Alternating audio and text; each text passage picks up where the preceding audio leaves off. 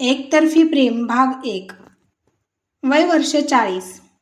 आयुष्याचा अर्धा टप्पा पार पडलेला, अंगावर जबाबदाऱ्यांचं ओझं आणि मनात सुकलेल्या फुलांसारख्या जपून ठेवलेल्या काही आठवणी. पण काही नाती, काही चेहरे आणि काही प्रेम कसं असतं ना, काळाच्या पलीकडचं. 20 वर्ष, ज्या चेहऱ्याला विसरण्यासाठी माणूस 7 समुद्र पार करून निघून जातो.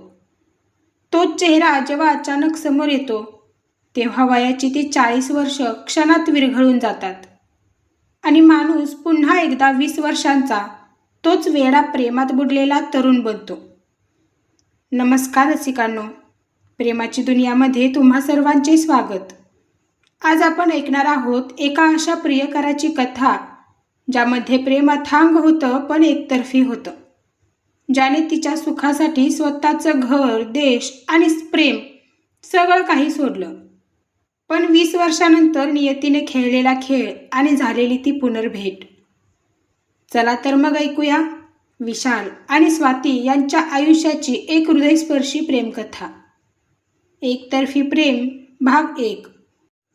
पुण्यातल्या त्या प्रसिद्ध वाड्याच्या आवारात बांधलेल्या त्या जुन्या कॅफेमध्ये आज एक वेगळीच लगबग होती. बाहेर पावसाची हलकी सर येऊन गेली होती, त्यामुळे हवेत मातीचा सुगंध आणि एक सुखद गारवा रेंगाळत होता. कॅफेच्या एका कोपऱ्यात SP कॉलेज बॅच ऑफ 2006 असा एक मोठा फलक लावला होता. कॉलेज सुटल्याला बरोबर 20 वर्षे झाली होती. 20 वर्षानंतर सगळे मित्रमैत्रिणी एकत्र येणार होते. कोणी जाड झाले होते, कोणी बारीक झाले होते, कोणाचे केस पांढरे झाले होते, तर कोणी डोळ्यांवर चष्मा चढवून आले होते. प्रत्येक जण आपापल्या संसाराच्या, नोकरीच्या गप्पा मारत जुन्या आठवणींना उजाळा देत होता. त्याच गर्दीत एका बाजूला विशाल शांतपणे उभा होता. अंगात राखाडी रंगाचा ब्रँडेड ब्लेझर, चेहऱ्यावर ट्रिम केलेली हलकी पांढरट दाढी, डोळ्यांवर महागडा चष्मा आणि हातात ॲपलचे घड्याळ. तो दिसायला अत्यंत देखणा, रुबाबदार आणि शांत वाटत होता. वयाची 40 गाठली असली तरी अमेरिकेतील कॉर्पोरेट लाईफस्टाईलमुळे त्याने स्वतःला खूप फिट ठेवले होते. विशाल आज अमेरिकेतल्या एका मोठ्या IT कंपनीत व्हाईस प्रेसिडेंट होता. पैसा, प्रतिष्ठा, गाडी, बंगला सगळं काही त्याच्या पायाशी होतं. पण या सगळ्या गर्दीत आणि वैभवातही त्याच्या डोळ्यात एक प्रचंड एकटेपणा होता. तो इतरांशी हसून बोलत होता, पण त्याचे लक्ष सारखे कॅफेच्या मुख्य दरवाजाकडे जात होते. त्याचे हृदय आतून प्रचंड वेगाने धडधडत होते. 20 वर्ष, तब्बल 20 वर्षे त्याने एका क्षणाची वाट पाहिली होती आणि तितकीच त्या क्षणाची भीतीही बाळगली होती. अचानक कॅफेच्या दरवाजावर लावलेली बेल वाजली. एका सुंदर, सुजाण आणि शांत स्त्रीने आत प्रवेश केला.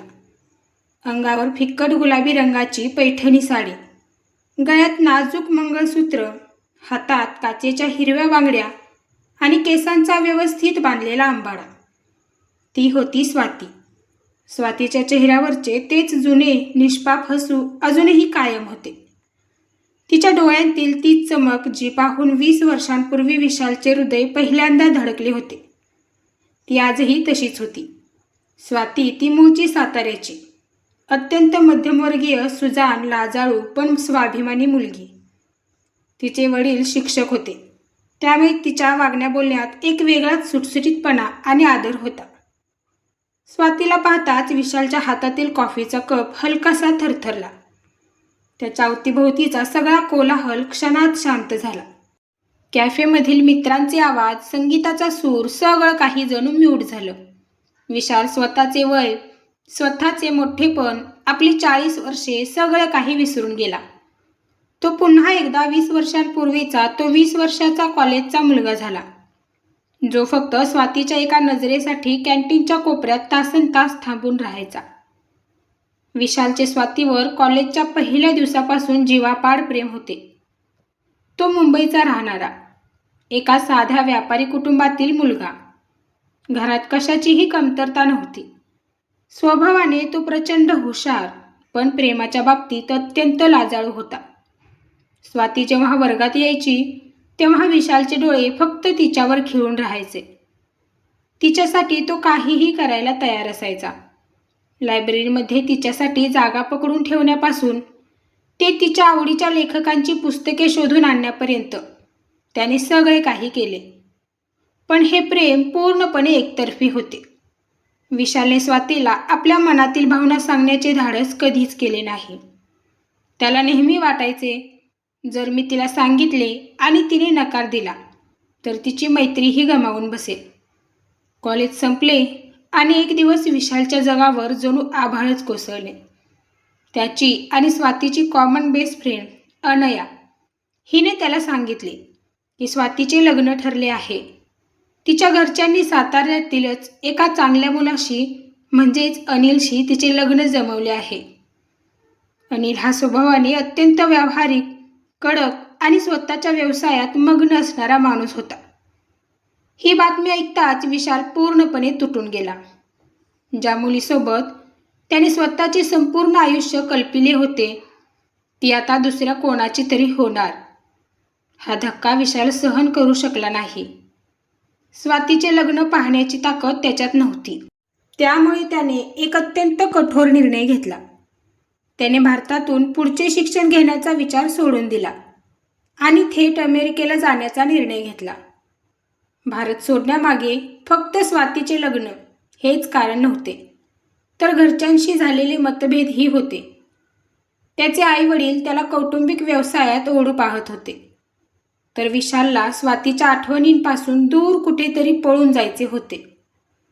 अखेर स्वातीच्या लग्नाच्या अवघ्या 15 दिवस आधी विशालने आपले घर, आपले आई-वडील आणि आपला भारत देश सोडला. तो अमेरिकेला गेला, तो कायमचाच. तिथे त्याने स्वतःला कामात झोकून दिले. त्याने लग्नही केले नाही. अनेक मुली त्याच्या आयुष्यात येण्याचा प्रयत्न करत होत्या, पण विशालच्या हृदयात स्वातीशिवाय दुसऱ्या कोणालाच जागा नव्हती. तो एकटा राहिला फक्त स्वातीला विसरण्यासाठी. पण विसरणे इतके सोपे कुठे असते? अरे विशाल, कुठे हरवलास?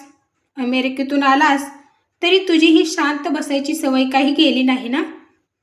अनयाच्या आवाजाने विशाल एकदम भानावर आला.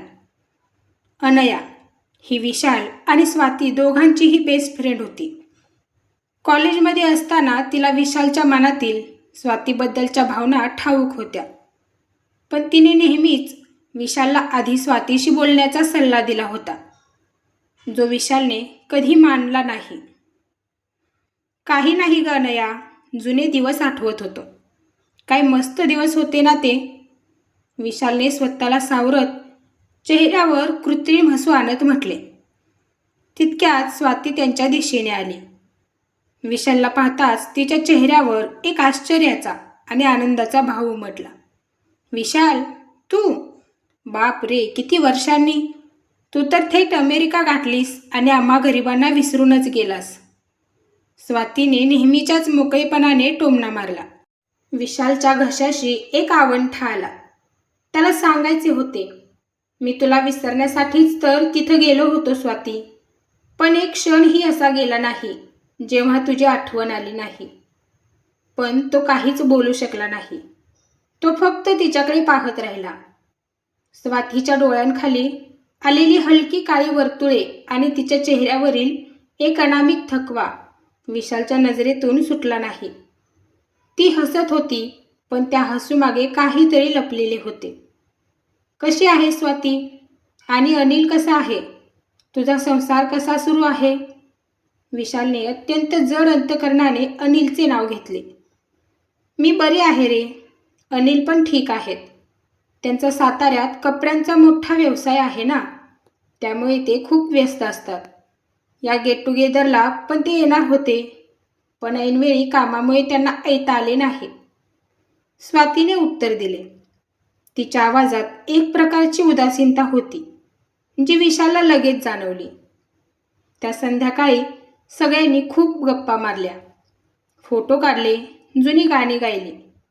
स्वाती सर्वांमध्ये हसून खेळून वागत होती, पण विशालचे डोळे फक्त तिच्या हालचाली टिपत होते. ती कॉफीचा कप कशी पकडते, ती हसताना तिच्या गालावर पडणारी खळी, तिचे ते साडीचे पदर सावरणे, विशाल हे सगळे आपल्या डोळ्यात आणि हृदयात साठवून घेत होता. 20 वर्षांचा विरहाचा दुष्काळ जणू एका संध्याकाळी संपत होता. गेट टुगेदर संपले. सगळे आपापल्या घरी निघून गेले. विशाल पुण्यातील एका 5 स्टार हॉटेलच्या रूममध्ये परत आला. त्याने अंगातील ब्लेझर काढला आणि तो खिडकीपाशी येऊन उभा राहिला. बाहेर पुण्याचा पाऊस पुन्हा सुरू झाला होता. काचेवर पडणारे पाण्याचे थेंब विशालच्या मनातील अस्वस्थता वाढवत होते. तो बेडवर पडला, पण त्याला झोप येणे अशक्य होते. डोळे मिटले की समोर फक्त आणि फक्त स्वातीचा चेहरा येत होता.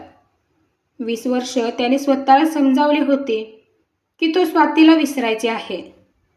पण आज तिला पाहिल्यावर त्याला समजले की त्याचे प्रेम कमी तर झालेच नव्हते, उलट ते अधिकच गहरे झाले होते.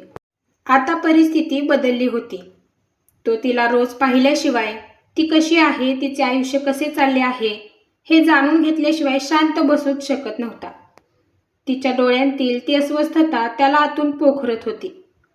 दुसऱ्या दिवशी सकाळी विशालने अजिबात वेळ न घालवता अनयाला फोन केला. अनया, फ्री आहेस का? मला तुला तातडीने भेटायचे आहे. हॉटेलच्या खाली असलेल्या कॅफेमध्ये येऊ शकाल का?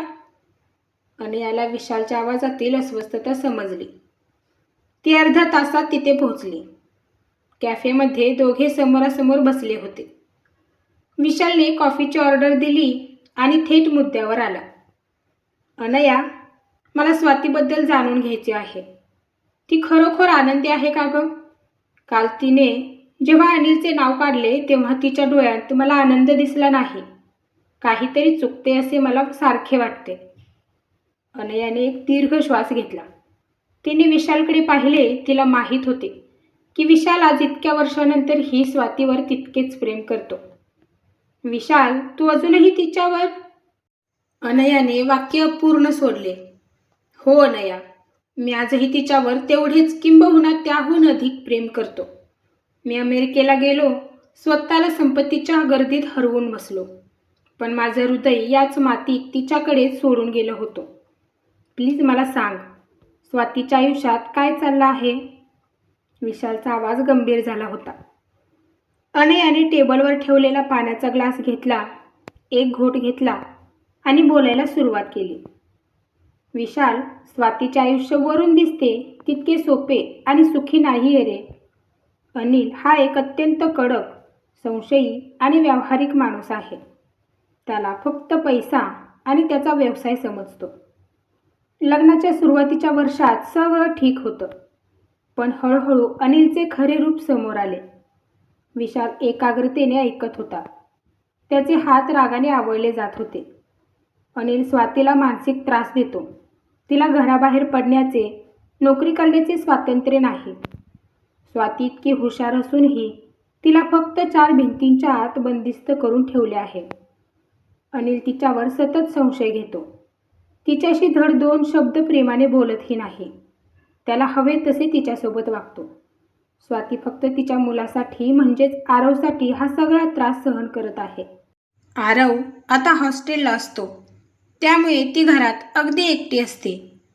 ती या नात्यात गुदमरते आहे विशाल, पण ती कोणाकडेच काही बोलत नाही. साताऱ्यातील तिच्या घरात ती एका कैद्यासारखे आयुष्य जगत आहे. अनयाने डोळ्यांतील पाणी पुसत सांगितले. हे ऐकून विशालच्या पायाखालची जमीनच सरकली. ज्या स्वातीला त्याने देवाघरच्या फुलासारखे जपायची स्वप्ने पाहिली होती, जिच्या चेहऱ्यावर कधीही दुःख येऊ नये म्हणून तो स्वतःचे प्रेम न सांगता देशाबाहेर निघून गेला होता, ती स्वाती आज इतक्या मोठ्या नरकयातना भोगत आहे. विशालचे रक्त सळसळू लागले. त्याला अनिलचा प्रचंड राग आला. ती हे सगळं का सहन करते अनया? तिने आवाज का उठवला नाही? विशालने संतापाने विचारले.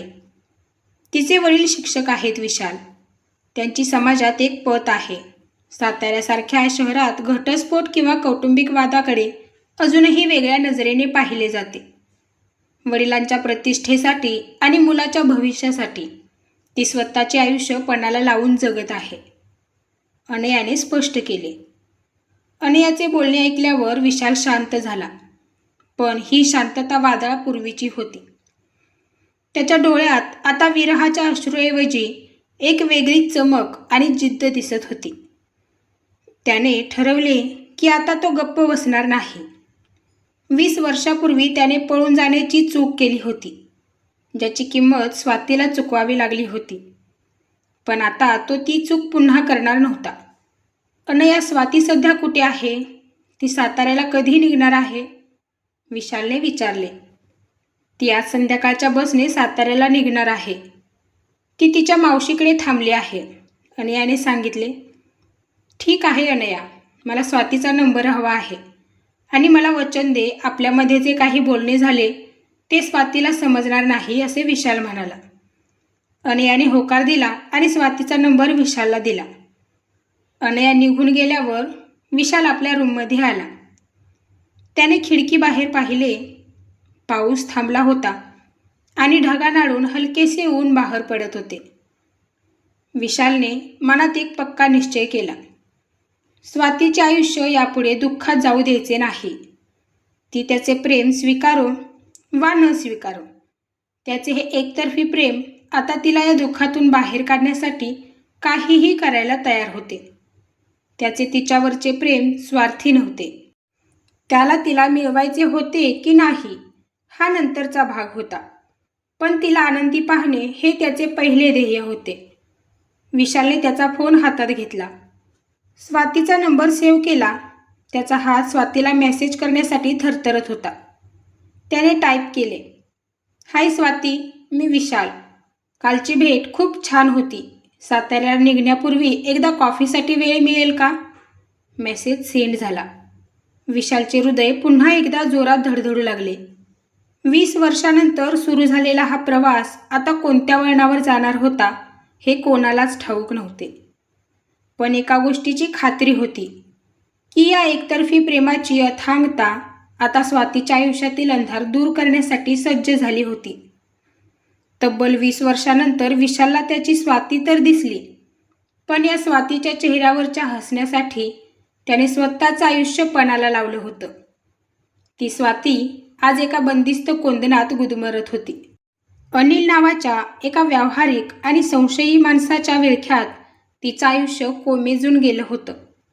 विशालने फोन पकडलेला हात तर थरथरत तर आहे. एक मेसेज स्वातीच्या स्क्रीनवर फ्लॅश झाला असेल. काय करेल स्वाती? या मेसेजला उत्तर देईल का? 20 वर्षापूर्वी मागे सुटलेलं हे एकतर्फी प्रेम स्वातीला तिच्या आयुष्यातील या नरक यातनांमधून बाहेर काढू शकेल का? आणि जेव्हा अनिलला या सगळ्याची माहिती मिळेल तेव्हा काय होईल? हे सगळं जाणून घेण्यासाठी नक्की ऐका या कथेचा पुढचा भाग. हा भाग तुम्हाला कसा वाटला मला कमेंट करून नक्की सांगा. पुढील भाग ऐकण्यासाठी आत्ताच माझ्या चॅनेलला सबस्क्राईब करा. व्हिडिओ आवडला असल्यास एक लाईक नक्की करा. भेटूया पुढच्या भागात.